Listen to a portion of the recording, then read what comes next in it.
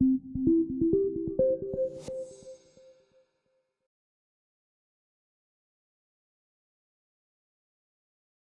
and welcome to another in our series of the IFSCC webinars. This is our 15th webinar in the series. You can access all of the previous webinars by heading right on over to our website, ifscc.org, and you can explore there.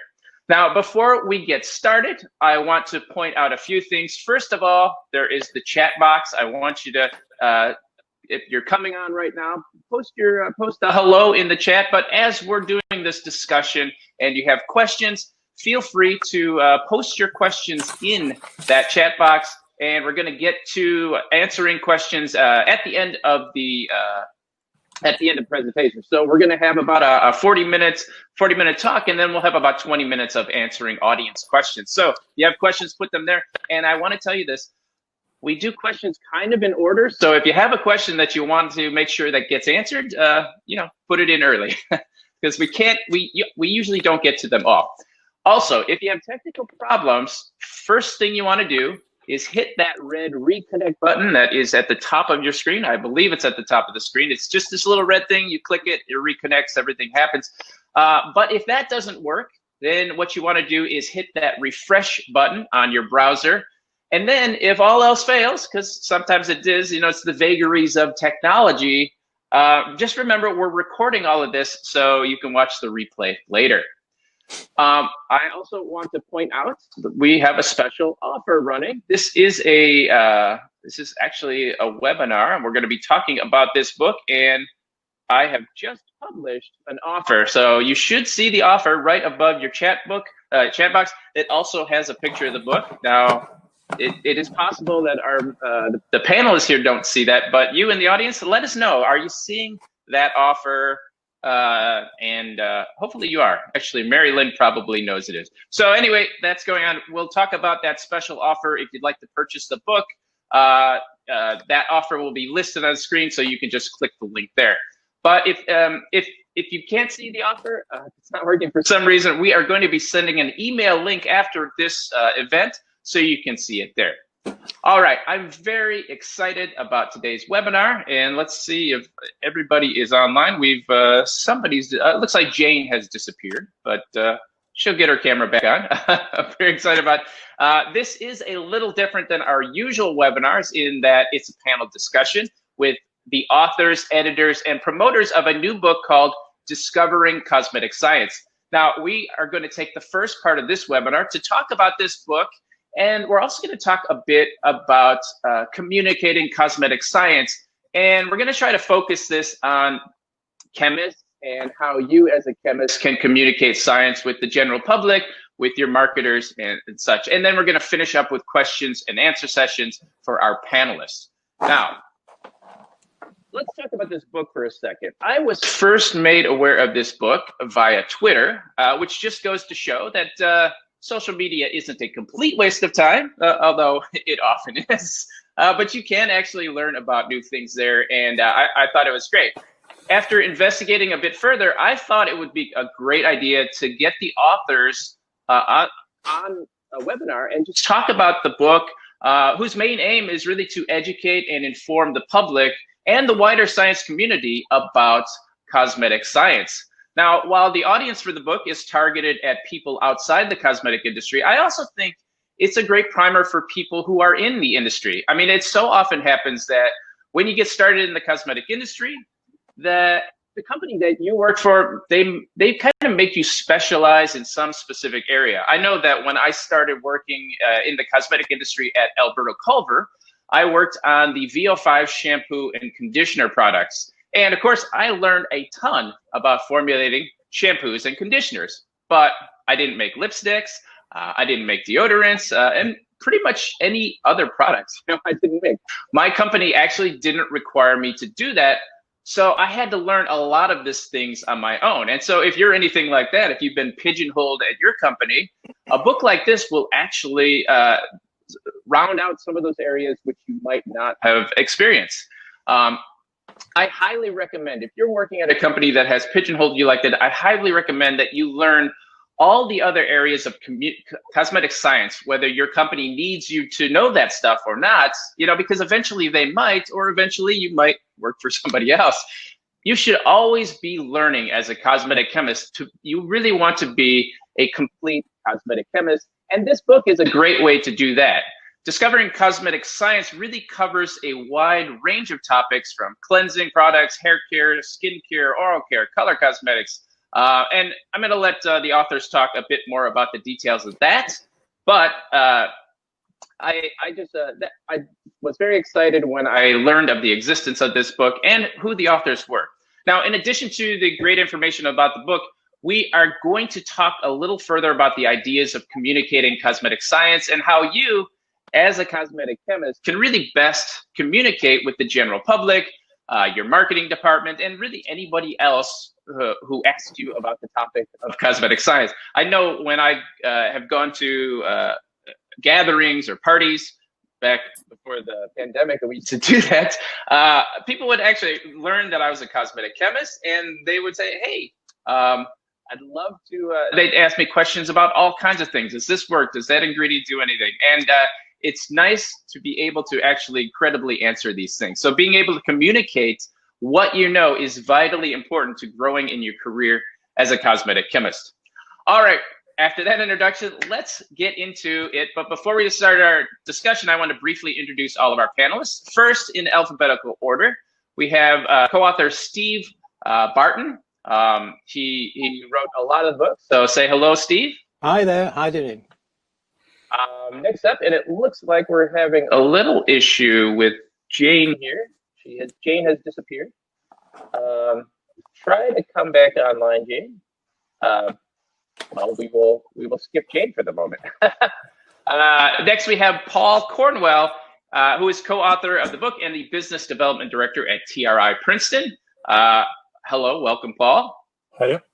Next, we have Emma Meredith, who is the co-author and is Director General at the CTPA, the leading trade organization in the UK for companies in the cosmetic industry. Hello, Emma. Hi everybody. And finally, we have Rachel Poloway from IMCD UK, who is another co-author on the book. Hi, Rachel. Hello. So you can see that this was truly a group effort. Definitely. All right. Steve, now I told you a little bit about how my experience about getting involved with this book. Why don't you go through us and tell us about this book and how did this project get started? And yeah, so why don't you just take it away? Well, thanks, Perry, and thanks for letting us talk about this book today. Like many projects, it's a combination of great ideas and a touch of serendipity. SCS, like all our IFSCC colleagues, wants to broadcast to the wider public as well as its members about the great things in cosmetic science. And we had loads of ideas. For instance, the SCS runs a course for schools called School of Pop and Science, where they make a bath bomb in a school and they learn about chemistry that way. We've also, with Emma at the CTPA, we've run joint seminars for journalists. So we're very keen on doing this, and all the time we think we should, particularly with all the misinformation out there, we thought we really need to be getting our word out. And we hold all our meetings at the Royal Society of Chemistry in London, and the Royal Society of Chemistry in London said, "Hey, we do some popular science books on things like beer and chocolate and all those nice things. Would you like to do one on cosmetics?" And we said, well, yes, please. It was a little bit more kind of wow. At the time, Emma was president. Barbara Brockway, who's somewhere in the audience here, was past president, and I was vice president of the SCS. So the idea started there. What was it? How did you use the word a primer? And I think we had that in mind, but we didn't want to rewrite Harry's. Harry's is a great book. Everybody, I think, who's been at a bench knows and loves Harry's.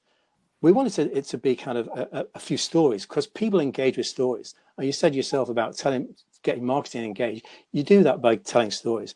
So we thought we need a group of authors, and we also need a good kind of editorial panel. So we got an editorial panel together with Amanda Isom, Denise McClaverty, Alan Eastham, and Ealing Soom, all with different backgrounds, and myself. And we tossed around ideas, and we we rang up people like Paul and them and say, hey, wouldn't you like to write a book? And but one of the ideas we had as well was, rather than it come from kind of the well-established people such as ourselves, you know, whatever we call ourselves, wouldn't it be great if we had people who were new to the industry? Because that way we could get a dialogue going. So I can't remember what I've forgotten when I first joined, but people like Rachel and others who work with Paul, they know these questions. So it was like a dialogue, and that was a journey of discovery, hence the Discovering Cosmetic Science. That's what came about. So, and I think you probably put your finger on it. It's a primer. It's the sort of, when I first joined the industry from academia 30 years ago, I was hungry to know what all the products were about, but I had to go all sorts of different directions to find it. This one book would have been a great primer, and that's it. You know, that's where it all came from, really.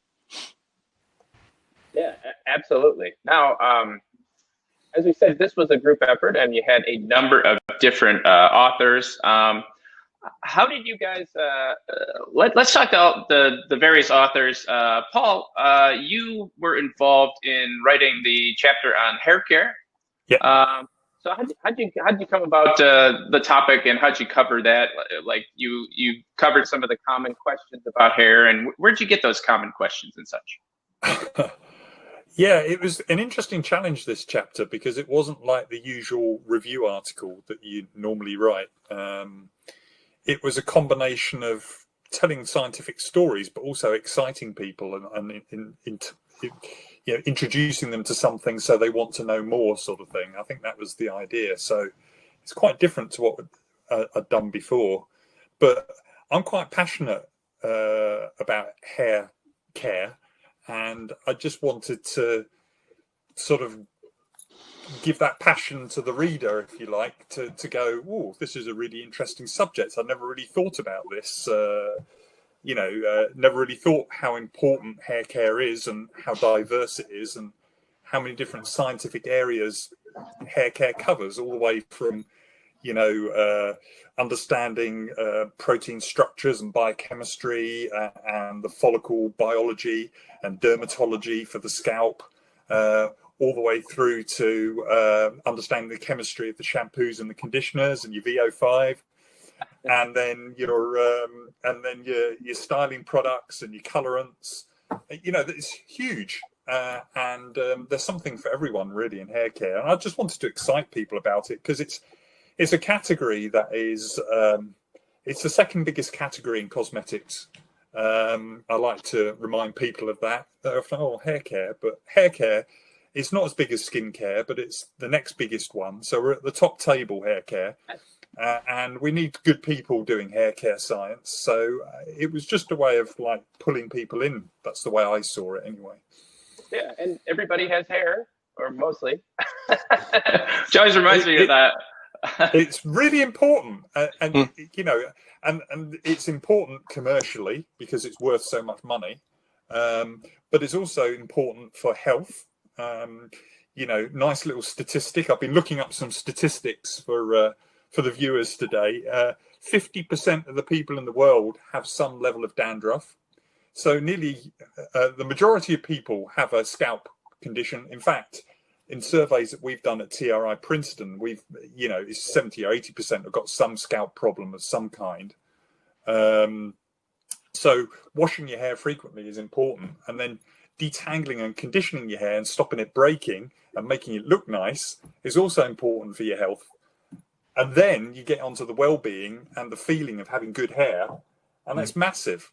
If you don't have good hair, you feel rubbish. And people laugh about that and say, it's only hair care, it's only a shampoo. But you try telling people after COVID not to go to the hairdresser or not to wash their hair for 2 weeks, and you'll get short shrift. So I think it is important, and we should. I have to admit, when get excited about it. For sure. I have to admit, when I first got into the cosmetic industry, I went to DePaul University. I studied chemistry and biochemistry. And then when I got a job, I'm like, oh, I guess I'm just going to make shampoo for a living. So I was a little deflated as a scientist. But when you get into the industry, when you start creating products that are relatable to people, I mean, everybody knows the shampoo.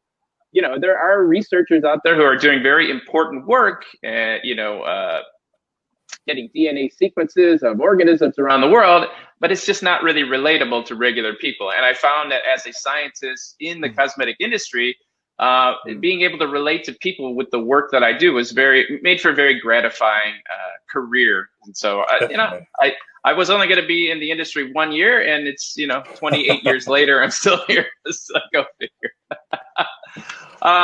Emma and Rachel, you guys teamed up on a chapter in the book to talk about beauty myths. Why don't one of you could decide, but how did you guys come up with these myths that you identified?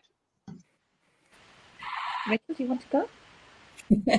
I mean, well, we worked together, didn't we? So it was a great experience actually for me as like a junior scientist to work with Emma, because Emma's so well known in our industry, and we just kind of like bounced ideas off each other. We would write a couple of paragraphs and send it to one another and be like, oh, this bit sounds a bit funny, let's tweak it, let's do this. And we just kind of bounced off each other's energy, really, didn't we, Emma?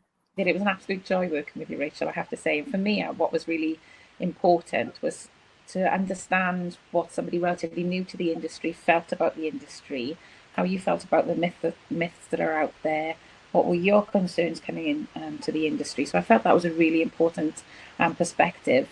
Another thing that I also wanted to bring to the chapter was, I know that lots of our members, so I work for CDPA, as you kindly said, Perry, it's a trade association. And our members tell us that consumers ring up their care lines with lots and lots of different questions and concerns that I might have read in the media. And so I wanted to bring some of those, but then also to tap into Rachel's thoughts as well. I had a great time, I have to say. But I think the industry is unfairly targeted by media, by social media, by NGOs. And if we're going to be pretty honest, by the industry itself, I would say that those free-from claims have done a huge amount to undermine the trust and reputation of the industry. And we're all in the same industry. So that I sort of jumped at the opportunity, and I had like a two-pronged attack because Amanda is a former colleague of mine. I worked very closely with Steve. We were president and vice president together. And as Steve said, we ran a Science Behind event at the Royal Society of Chemistry to try and dispel myths when I was president. And I've always felt that really it's an unfair attack on our industry. When I first joined CTPA, I went on a week-long course for safety assessors in Brussels. And I was sitting there, I thought, why aren't the media in this course listening to all of the incredible things that our cosmetic products have to go through in order to be proved and to be safe? And I just thought that was a huge eye-opener. But actually, I'm hoping that this book will do just that. It'll be a little bit more accessible than a week-long course in Brussels. But it does just that. It goes through the whole process of what people think about before they formulate the substrate, the hair, as Paul was saying. None of us wants a bad hair day. The skin, and then all of the science behind the ingredients and the safety assessment at the end. So I thought it was a thoroughly positive experience, and as I say, it was a joy to work with Rachel. And I suppose it'd be, not that I'm taking over here, but it'd be good to hear how you felt after writing the chapter, Rachel. Well, I guess it was kind of like a pinch me moment, because I've been graduated from university for 3 years, and I've already been included in a book. Like, what the hell? It's overwhelming. So for me, it was a great experience, and hopefully this just jumpstarts me onto other things as well. And just really happy that the SCS UK decided to do it this way and involve some junior scientists as well, because it's really hard to get into this sort of industry, and sometimes you just have to give people a chance to get somewhere. And I'm really grateful that they chose me. one of the topics in your chapter was about the myth that 60% of stuff gets into your body through your cosmetics. So how do you go the process? You hear a myth like that. Some people say 100% stuff. You hear a myth like that. So how do you go about talking about that and communicating with people in a way that seems credible and gets the real answer? Because the reality is that I've seen cosmetic chemists quoted in media sources propagating this same myth. So this is how do you go about demonstrating that this is false, or some of the other things aren't true? I suppose that one in particular is a well-worn myth that we keep getting thrown at us, and I guess we put the line in the book, really, didn't we, that the skin, it's a barrier, not a sieve. And I think the whole thing about trying to dispel myths, or any part of communicating science, is trying to perhaps put things into context and trying to help people understand. If you can make a comparator of parts per billion being one drop in a swimming pool, or however, it's trying to bring the science down to a level that people can try and understand. And I think then when you just say, if we were just, if our skin let everything in and we sat in a bath and we just explode because everything would come in, or everything would come out of it, would seep out of us. It's just a raisin or a grape, right? And there were other great myths as well, weren't there, Rachel, that you were able to bring down to that sort of level to try and help people understand? Yeah, like I noticed when I was, even now, like when I get my hair cut, the hairdresser will say, "Oh, don't use silicones on your hair," and I'm just like, why? And and it's just, for me, the book is very much just to sort of dispel, our chapter in particular, dispel these myths and explain it's not silicone that's the bad guy. It's actually something else in the formula that's causing a build-up with the silicone, or and kind of breaking that down so everyone can understand it, and to not focus so much on a chemical group as a whole and be like, that's bad. Every chemical ingredient is so different. It's like saying fruit is bad for you. Well, which fruit? It's just too generalized. So you have to really get deep into it to myth bust, so to speak. Exactly. Now I want to bring Jane in here. Jane was gone when we were doing introductions. Jane Cunningham, she runs the wildly popular online site, British Beauty Blogger, and she has some great insights in communicating technical information with the general public. Hello, Jane. And there you are. Hi. Jane, I wanted to rope you into this conversation. Now you've gone through the book, and your perspective from a consumer, how palatable is the information communicated here? And also, if you are translating scientific information to the general public, which you often have to do, what's your process in going through something like that? Well, the second bit first, really, because I'm not a scientist. So I am very often just like going through ingredients and Googling just to try and get past the marketing, because you'll often find an ingredient that's like has a perfectly well-known name, let's say mint, referred to as some obscure plant from Madagascar or whatever, and then I have to think, what is that? Go and Google it. Oh, look, it's mint, or as an example. So what I try and do is just bring it back. If I discover that really exotic sounding thing is mint, I will put mint. I will not follow the kind of the list of things that are made to sound more than they are. So I just try and bring it really down to the absolute basics as I understand it. And my understanding, while it's maybe a little bit more in beauty world, just because I've had to research so much, I try and bring it down to something that I understand, and I think if I understand it, they will readers or viewers will understand it too, and that seems to work quite well. but it's difficult not to get caught up in all the marketing speak. So, you know, it really, for me to do a product absolute justice, it would take me hours to wade through fact and fiction, especially if it's a skincare product. And it's just not possible to do it at all times, which is why it's so important to have a book like this, because that actually starts to educate people about the things that they should be asking and enabling them to understand what things mean. I did a little poll of, do shut me up if I'm going on, please. But I did a little poll of my friends on WhatsApp yesterday going, when you look at an ingredient list, what are you actually looking for? They didn't really know. They did not really know. 2 of them said that they didn't like alcohol in formulations. They preferred it in a glass. And they said they look for anti-aging and they try and look for natural products. And when I said, what's your understanding of a natural product? There was not really any answer. So if more than anything, this book gives you a sort of armor, I suppose, to go about looking at your beauty products in a different light and understanding them a bit better. But people need to know what they don't understand before they're driven to understand it. I remember a few years ago, I saw everybody in the internet space was talking about how everybody wanted to avoid parabens, and consumers were all afraid of parabens. And then I looked at a poll that was done on a green beauty site, and they said, which of these ingredients do you identify? And only 10% of people even recognize the word paraben.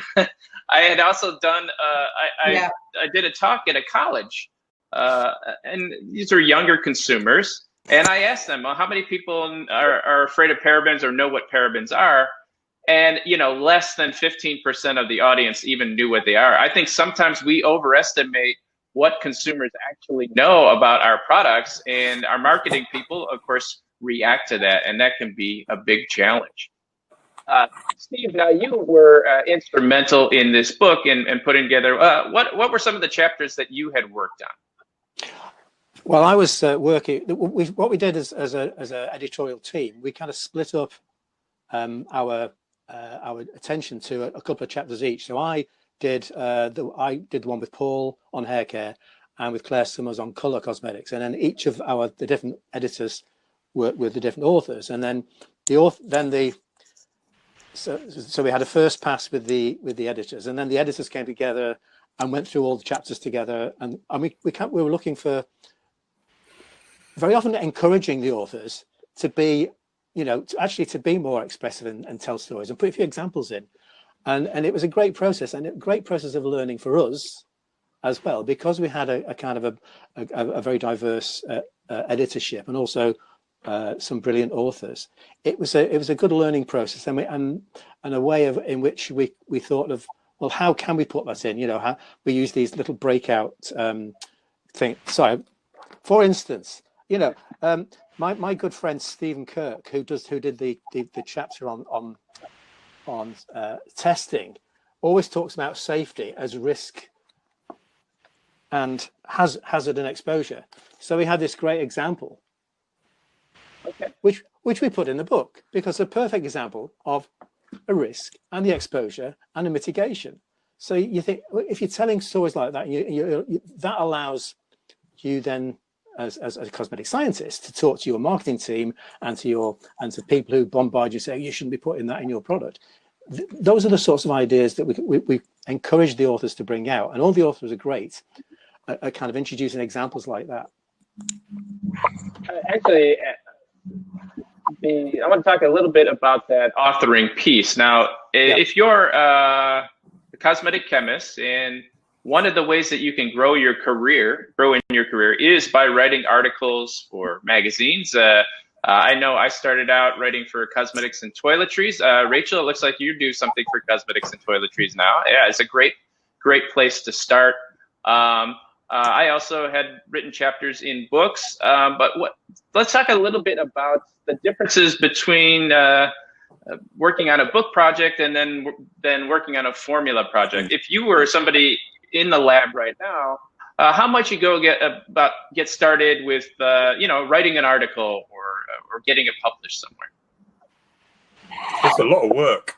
I think that's the thing that when you read an article, you don't perhaps appreciate until you start doing it yourself. Maybe it's just me. Maybe I'm just a bit dim, but it takes me a long time to read everything and read it again and read it again to make sure that I really understand it before I can explain it to somebody else with a certainty that I'm roughly right. And so I guess that's what you're getting with this book. You're getting a whole bunch of people who have read a lot of stuff and try to, understand and structure stuff in a way that they can give it back to you in a way that is fair and properly balanced and well read, if you like. But that process of getting yourself ready to spew out the information is huge. I mean, I have this little saying because I do a lot of training with TRI Princeton, and if we do an hour's training, I always say to my boss, well, that's 2 days preparation for an hour. And that's usually right. So and that's usually on a topic that you know something about. And that's a topic you know something about, quite. Cosmetic science isn't maybe as fast as cancer research or COVID research, but there's certainly a lot going on around the world that you've got to keep up with. So it's a lot of work. What are some of the strategies or some of the sources that you guys have used in putting together this book, or just learning about some of the details of an area of cosmetic science that you don't know about, say some science area or even regulations and that kind of things? How do we start with Emma? Emma, like when you're researching, what are some of the sources that you might go to in both putting together, learning about new ingredients or learning about regulations? I suppose the learning about regulation, you just go to the source and you read it through and you interpret it as it is, not the way you would like it to mean or what you think it should mean, what it actually says. And that's also the case with, we have to do quite a lot of rebuttals at CTPA. Very often a piece of research will come out and there'll be a sensational headline, very often being taken from a press release from the study. So for at CTPA, one of the key things we do with our communications strategy is make sure that we take a deep delve into that research, look at it, what is it actually saying, and then put in the facts out to the consumer. So I think for us, it's really important that you look at the research and you look at it in a pragmatic way and don't jump to conclusions, which is very often where you get the sensational headlines. And just put the facts out there so that consumers can make their own decision. For about ingredients, I think a really good starting point, well, before the book that we've just written, obviously that's a really good starting place now. But if we take parabens, for example, which you've highlighted, we have an independent panel of experts in the EU which look at ingredients of concern called the Scientific Committee on Consumer Safety, the SCCS, and they come out with opinions. A huge amount of work goes into those opinions, a huge amount of data. Really, it's looking at that, seeing what the information is there, and trying to then interpret that and give that out to the consumer in a factual way.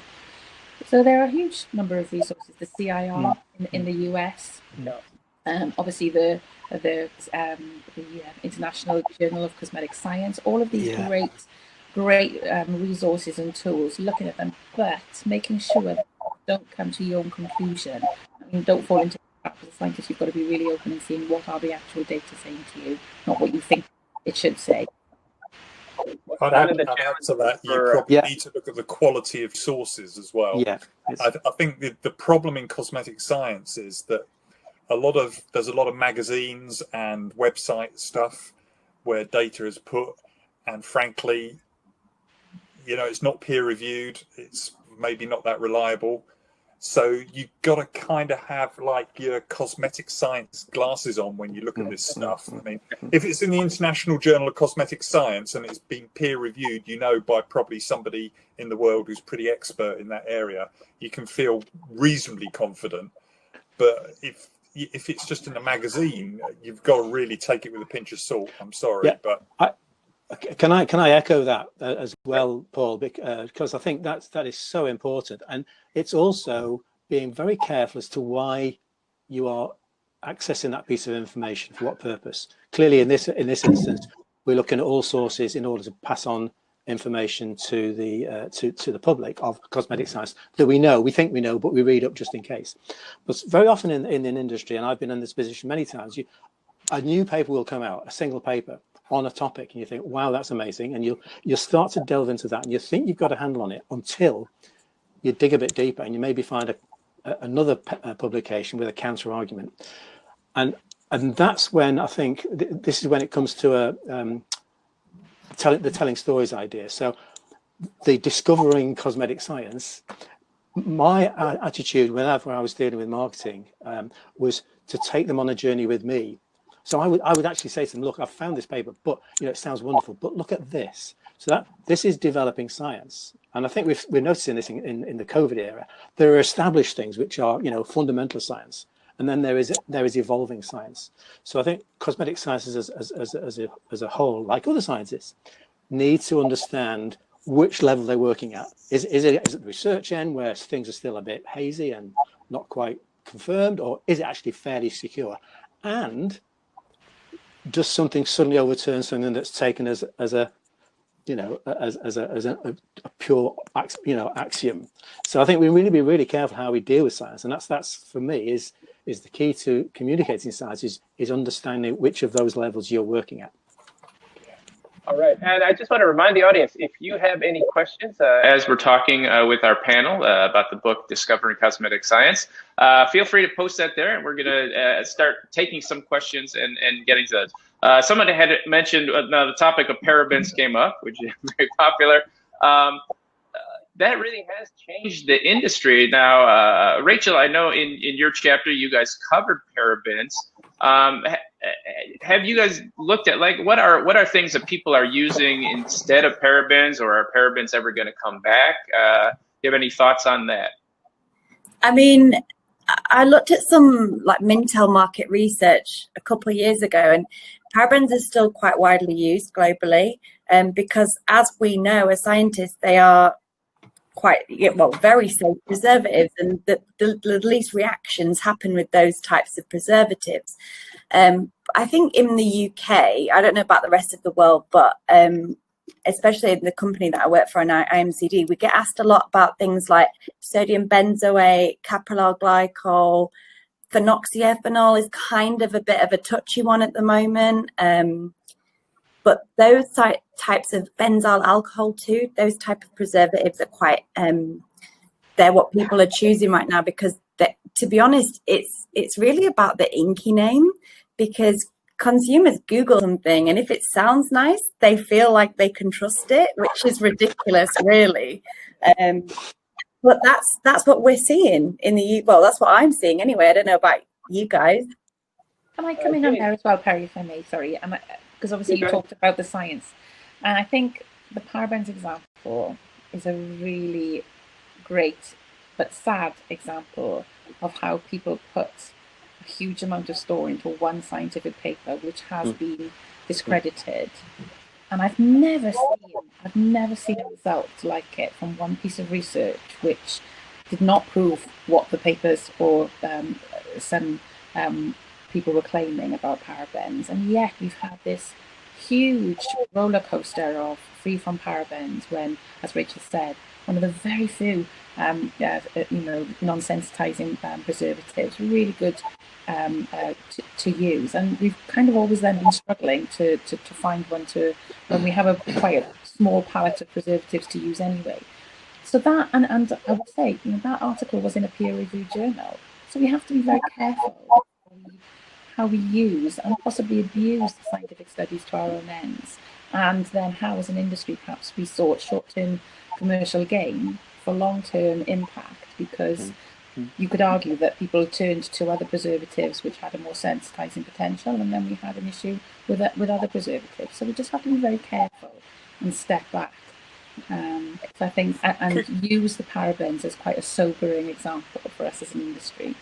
Emma, could I ask you, why has no one been prosecuted in the EU yet for making these claims? Because it's breaching the cosmetics regulations to make no parabens on the front of pack. But I see it over and over again still. Well, So unfortunately, it's not actually illegal because it's not actually illegal because you could, in some circumstances, use free from claims, and the technical document that the Commission has issued says that you shouldn't be using free from claims to denigrate ingredients. But obviously that is not a legal resource, although compliance with the common criteria is legal. So you possibly could challenge people about saying free from parabens. And then I guess, unfortunately, it comes down to the enforcement. Now, some competent authorities are really quite hot on that in the EU. Certainly there have been prosecutions, I think, in Germany and in France. In the UK, I don't believe there have been any. Maybe that will change when we leave. But I think what the EA has been doing has been trying to help the industry move away. We've got onto this this wheel that we just can't get off. And really, somebody just needs to break that cycle. And something that we're trying to do at CCPA is help companies make positive claims about the ingredients. We've got so many ingredients, amazing ingredients in our products. Why don't we shout about what they do and why they're in there, and how fantastic it is, rather than saying what they don't contain? I wanted to bring you in, Jane. Get your thoughts on what's the consumer perception on the way they look at ingredients and the way they look at preservatives in particular? Well, just from my little focus group yesterday, they veer away from parabens and phthalates.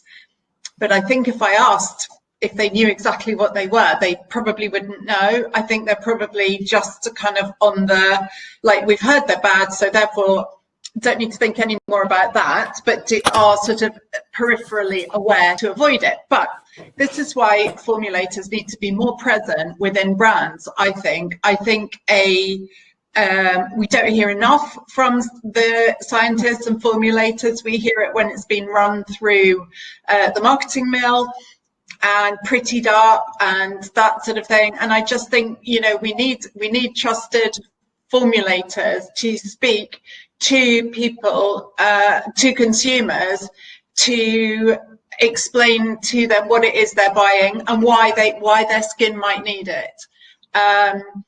And just as an impartial, almost, you know, well, I guess that's what the book does, because it does arm you with all that knowledge, but you've got to be sort of somewhat interested in the first place. So, as I said before, it's making people sit up and go, wait, we have got questions that we need answering about what we're putting on our skin. But you need your R&D director to back you up. I forgot the second part of the question, I'm sorry. You need your R&D director to back you up on the board to say to the marketing director, you can't have that claim. And it never happens. Never happens because the marketing... No, and you see claims. I can very distinctly remember and give you a really good example of some packaging of from a predominantly makeup but some skincare brand that had on their box, they had 97% of women in really, really large writing, and then a bit further down 92% of women. And when you actually read what these percentages referred to, they were very, very little to do with the actual product, but they just looked amazing on the box. Everybody's going, wow, that must be good, but didn't ever dig any deeper. I did, and I absolutely blasted it and said, this is trickery. Come on, be better. But people did not. They just go, wow, that must be amazing. And it wasn't. I think that's one of the biggest problems that we as scientists face in the industry, is that the industry is really run by the marketing departments. And while we might discover some truth about an ingredient, you know, maybe it helps a little bit, and then your marketing people say it's this breakthrough ingredient, you're kind of stuck as a scientist because you're not always able to communicate out to the public that, you know, hey, I have a great shampoo here, but yeah, my competitor's is going to be just as good. You know, nobody wants. That's why the scientists aren't talking more. But this is why we need to get through to people. Yeah, indeed. A book like this can, what I like about it is it gets the real science out there. It sort of cuts through a lot of the marketing flair that you might be restricted to in your daily job. Yeah, and that's the best. Now, Rachel, when you are new to the industry, did you have that experience where your eyes were just wide open when you saw that there were a lot of ingredients that were just marketing ingredients that didn't actually have much effect? Yeah, I mean, it's quite crazy when you see, you pick up a really high-end prestige product and then you pick up a, £1 product and you look at the ingredients and you think, it's the same thing. So, it was, there was a lot to learn. But yeah, I guess the reason why I took up writing, like for Cosmetics and Toiletries magazine, is because I want to help people understand it, and I want people to know what they're looking for as well. So, break down the science and make it easily digestible for everyone. Because I feel like even to my family, I'm always like, did you know? And they're always like, oh, shut up. I like to explain things, and also I'm actually dyslexic, so I like to be able to understand things clearly myself. So I want everyone to be able to read and know what I'm talking about, really, and just understand it, because that's the reason for this book, in my opinion, is it's just an entry point for anyone who kind of has an interest in cosmetic science, or they don't really know what it is, but they want to learn more. A lot of the people I know in this industry have kind of fallen into it.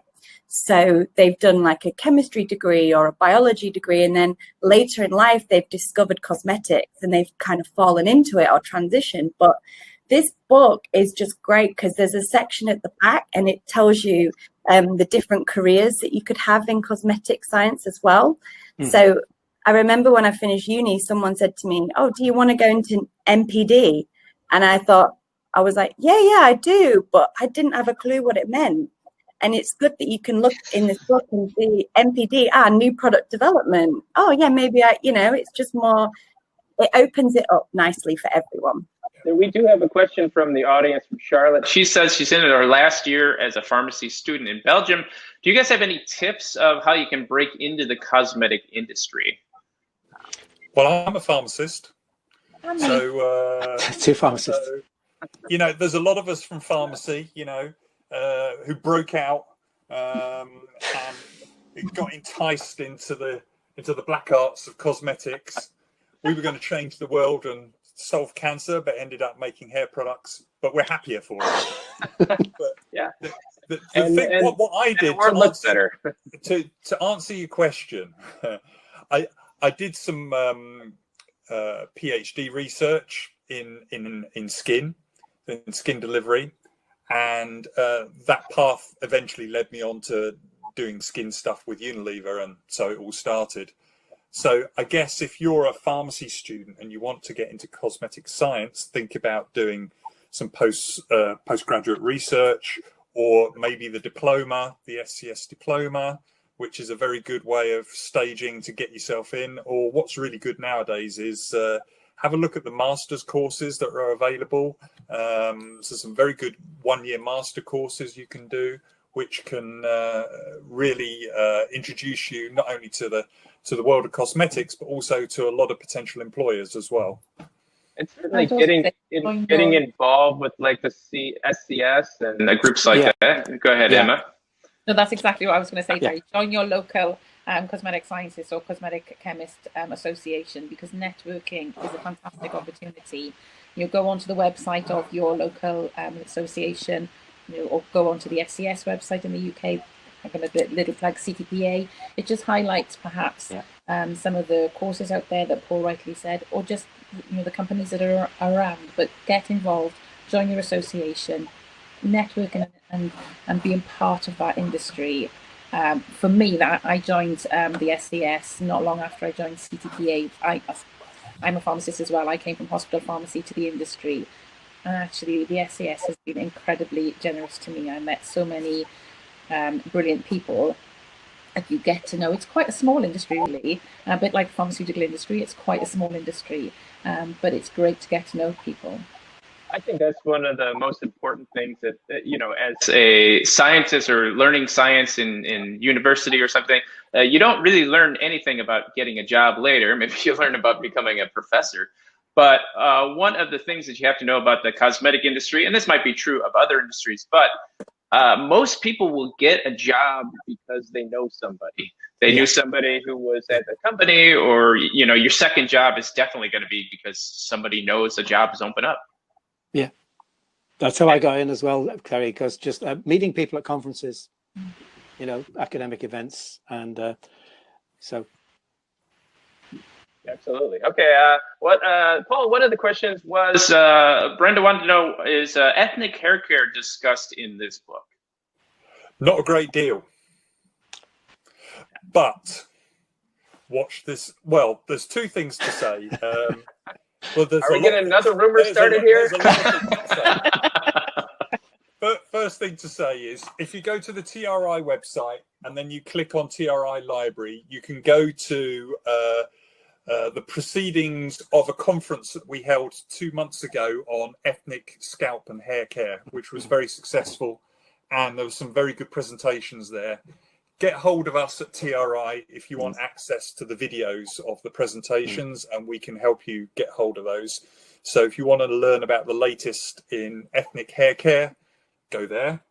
The other thing is, we're doing a lot of research at the moment at TRI on ethnic hair care, which will be released in 2 years' time because it's been sponsored by a lot of cosmetics companies.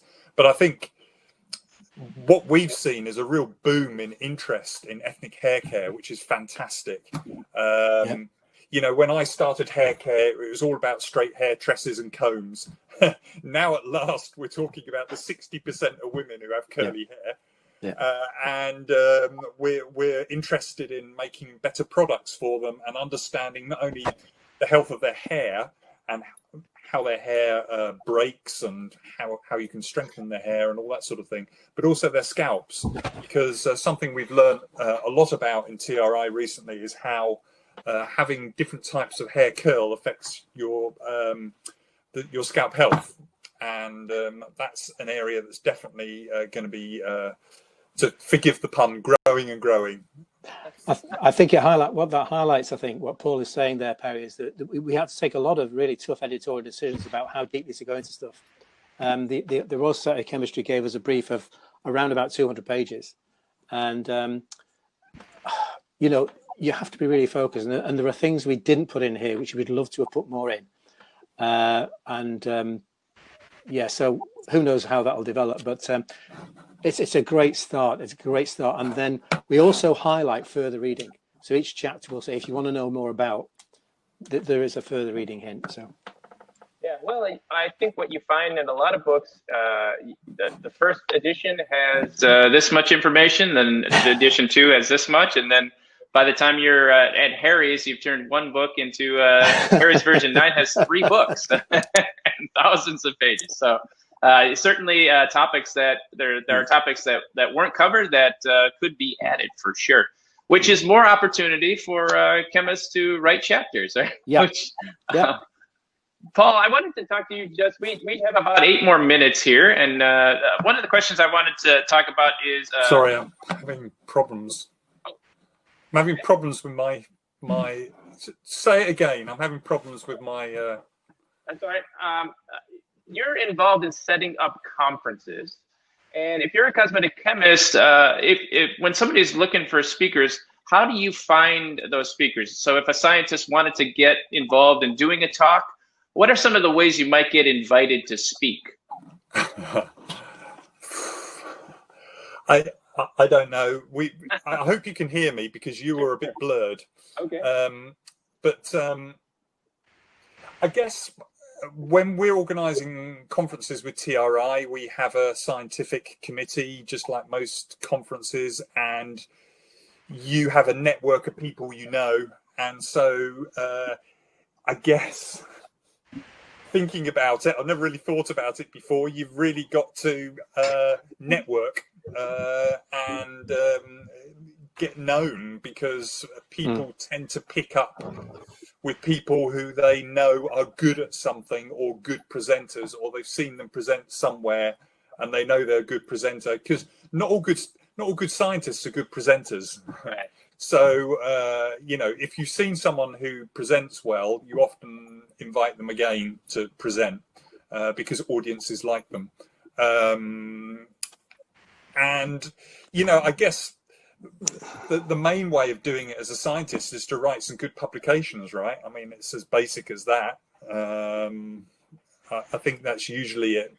Yeah, and I think also in this world of the internet, you can become an expert at anything, even if you have no background. I know, Jane, that the power of blogging and the power of just ending up on the top of a Google search. That's certainly one. Do you have any tips, Jane, about if a scientist wanted to start a blog, writing? Do you have any tips that they may use about getting started and how you go about it and keeping something going for so many years? Just drink wine, lots of wine. That'll see you through. No, I think actually if more formulators, cosmetic scientists had blogs, people would look at them. I mean, there are a few that I follow on Twitter, and they're quite visible to me because I've actively chosen to follow them. But the more the merrier, really. And Lab Muffin, I don't know if you've heard of Lab Muffin. She's one of them, and she's great. But basically, you keep it short, keep it sweet, keep it pretty, but be honest. That's all I can say, really. You've got to be driven to do it. If you hate writing, don't start a blog. If you love it, then it will flow. And especially the golden rule of everything is write about what you know, because that's what makes it so much easier. So get on social media channels, get on Twitter, I'm too old for TikTok, but each to their own. But get on there, amaze people with facts. Be a presence, and that is the way to then word of mouth, people follow you more. I don't know how anymore you get high in a Google ranking because it's so much is paid for. I mean, it's just impossible. It's not like the glory days of before a decade ago. But yeah, if you're passionate about it and you like writing, then you'll find a way.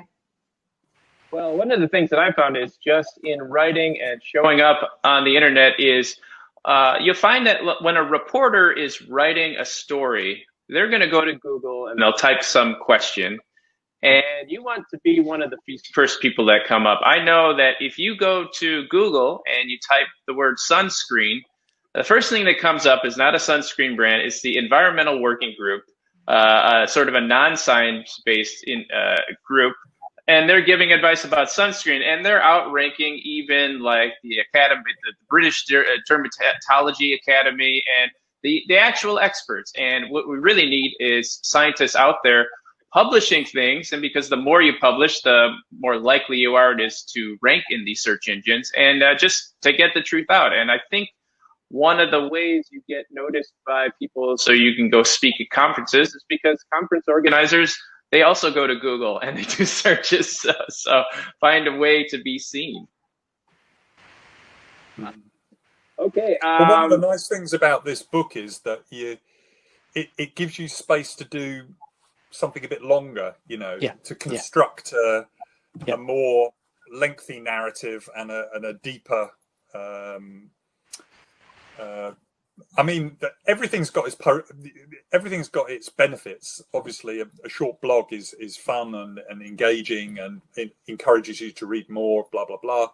But it's also nice to have something that's got a bit more length to it, so that you can really structure things. If you know what I mean.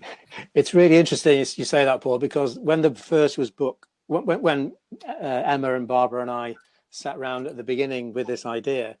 We wondered whether we could actually have a blog and a book together, to try and do it bit by bit by bit by bit, so almost build it up.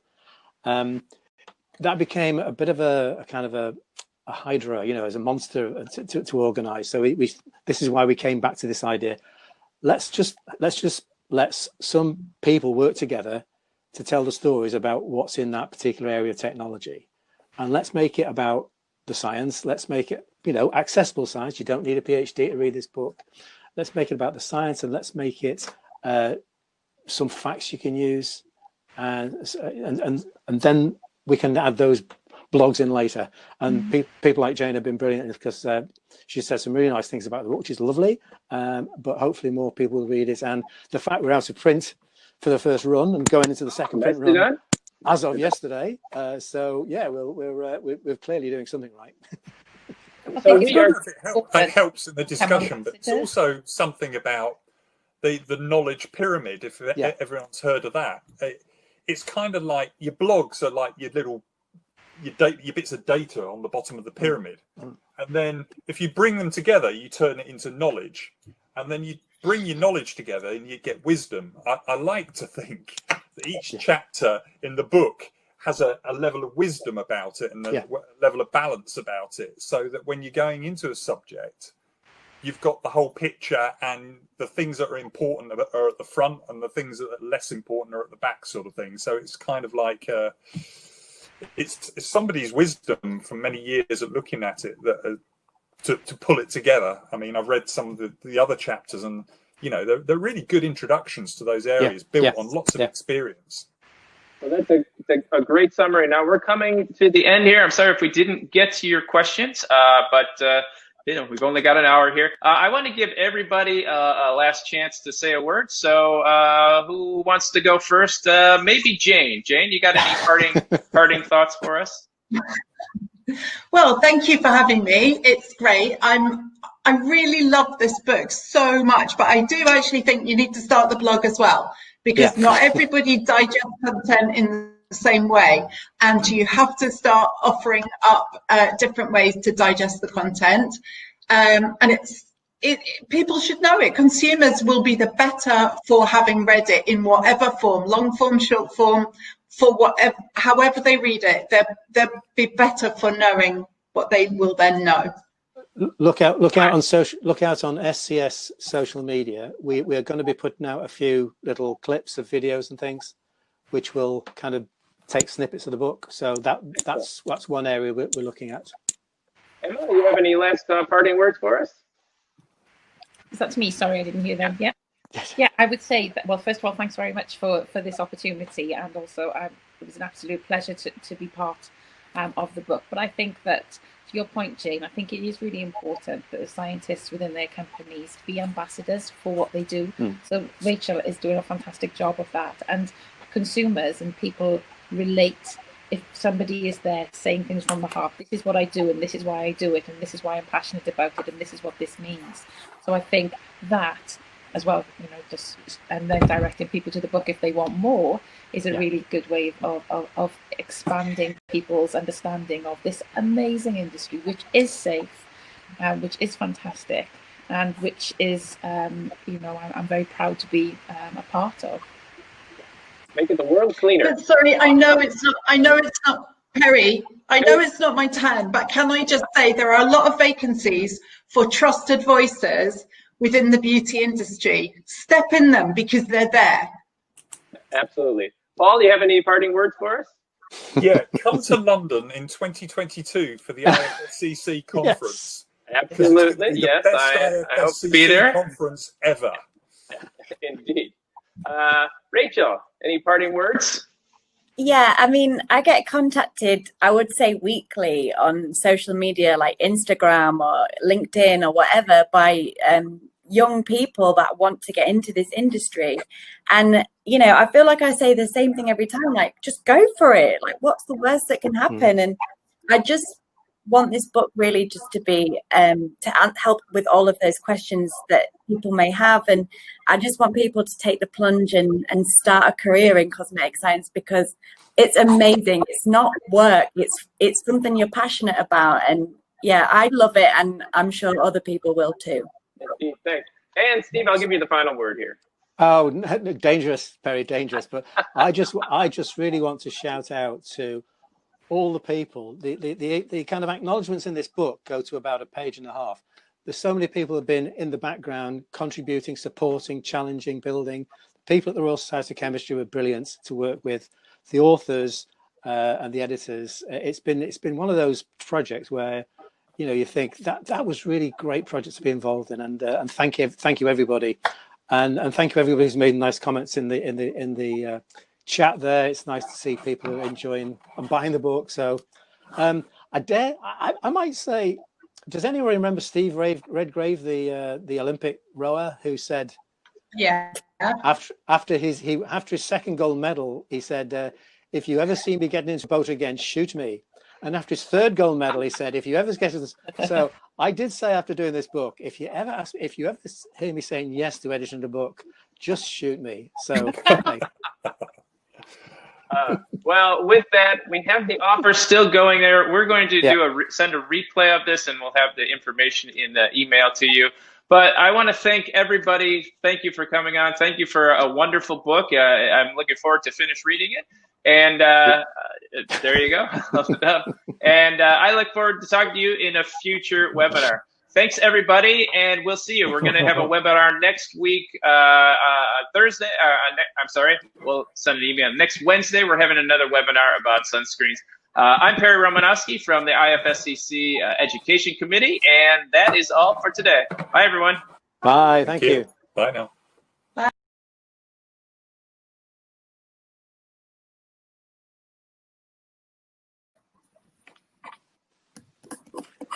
Hello and welcome to another IFSCC webinar. Hi, everyone. We are live now. Right now it's just us on, but what's happening now is an email is sent out to everybody who registered. And look, we got 3 people online already. Hello, everybody. Got Jane. Welcome to our webinar. And if you're just joining us, why don't you hop on the chat and say hello? Let us know where you are from. I am Perry Romanowski. I'm living right now in Chicago, United States. And it's a little chilly here. And we're shut down. Everything's quarantined, right? Because COVID is crazy. Mary Lynn, who's joining us momentarily, she is going to hop off, but she's in New York. Mary Lynn? Indeed, and it's gray, rainy, yucky, and COVID filled here also. Indeed. And we've got 25 people online. If you're just joining us, this is our IFSCC webinars. We've been doing these every 2 weeks. This is actually a special one. We did one last week, and we're doing one next week. So we really packed them in. But this is the second to last webinar before the end of the year. We've got one more next week. But if you're just joining us, please go to the chat there and say hello. Tell us where you're from. We always like to know where people are from. And speaking of where people are from, how about our panelists? Where's everybody from? We'll start with Rachel. Rachel, where are you from? I'm from a very small town in the northeast of England. You definitely won't have heard of it. It's called Scunthorpe. But I lived in London for 8 years, and just when COVID kind of got bad this year in March, I decided to move a bit closer to my family home, and I live in Leeds now, which is a city in the north of England.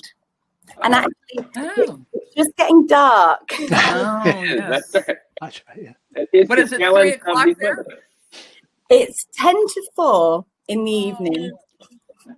That's the challenge of these webinars. We're all over the world. And speaking of the world, we got our first person checking in, Helena from Portugal. Hello, Helena. Great to have you on.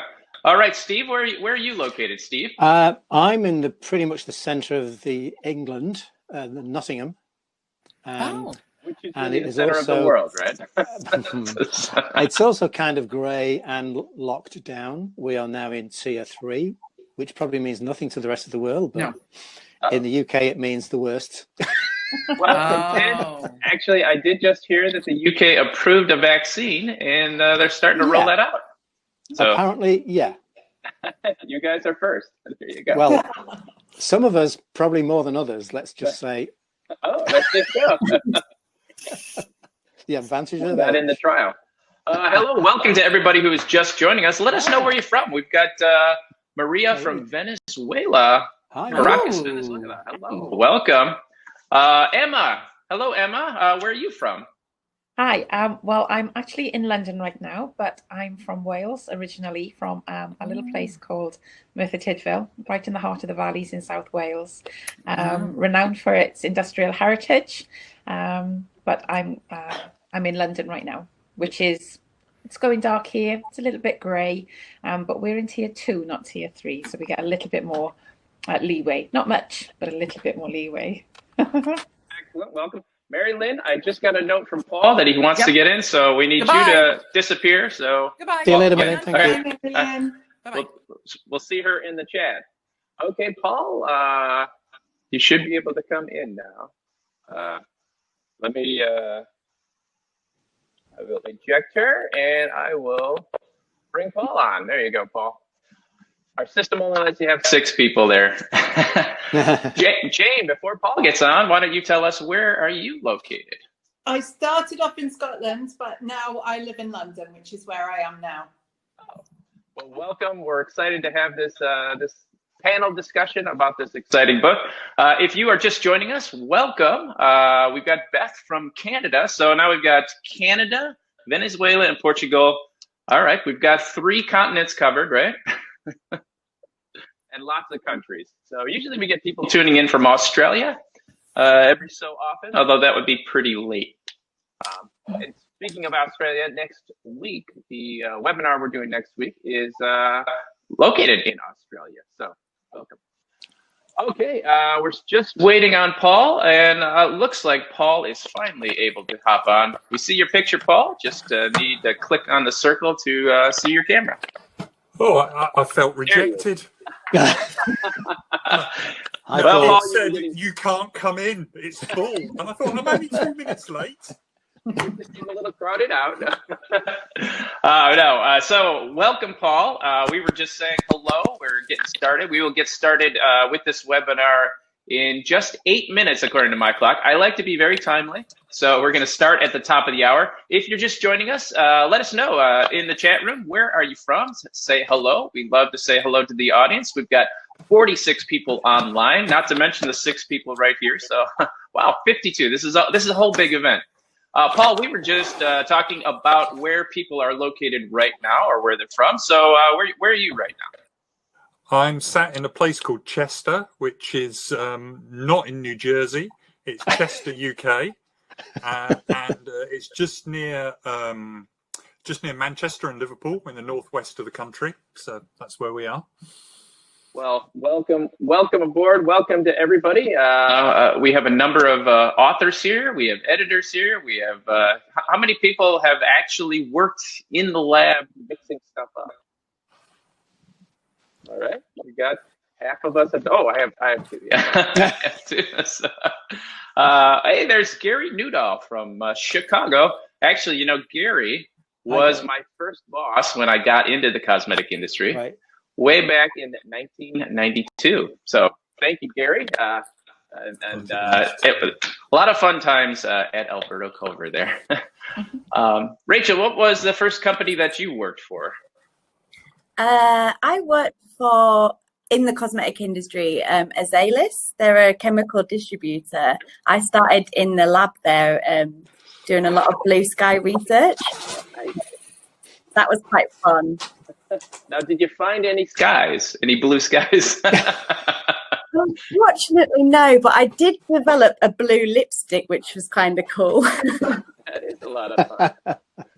Well, we're love to hear more about that a little later, but let's see who we've got checking in. We've got Didier from France. Mary Lynn always tells me I pronounce Didier's name wrong, but welcome. Hello from France. You know, I should really wear my glasses because I can't read as well, but then you get the glare off the light, so I can't. I like to pretend I don't wear glasses. I've been wearing this since I was 21. Oh, yeah, and I'm really weird. There you go. We got Sandra from Portugal, another country that I'd love to go visit, but have not. Emma, you work with the CTPA, right? That's the Cosmetics, Toiletries, Perfumery Association. Oh yes, perfumery. We used to be the CTFA here in the United States, but a few years back they changed to the PCPC for some reason, I guess. But you guys opted to stick with that name, and you're going with it. We're sticking with it for the time being, yes. Well, you didn't hear it here first. Some name change might be happening. Yeah. Well, welcome everybody. We are going to get started officially in 5 minutes. This is the IFSCC webinar. This is our 15th in the series of webinars. 15. We started doing these in April when everybody went into lockdown, and this is part of the IFSCC Educational Committee. Typically what we would normally do when we could send presenters out around the world, we would send them to your specific country, and the local chapter of the IFSCC or the SCC typically would have a day event, and they'd have this presenter. I did presenting. I got to go to New Zealand last year and Australia, and then a few years to Thailand and Kuala Lumpur. But none of that anymore. Thank you, 2020 virus. Although it's a 2019 virus, it's like a whole year old. Almost. Hopefully, we don't have to talk about it at all next year.